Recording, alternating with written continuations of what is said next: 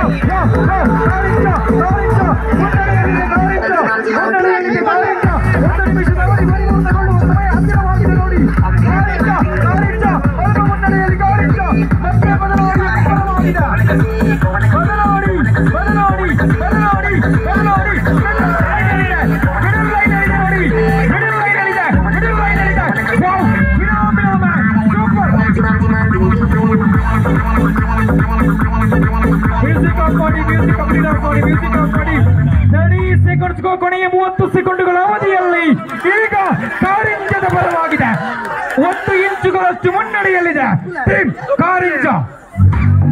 Music please. Wow.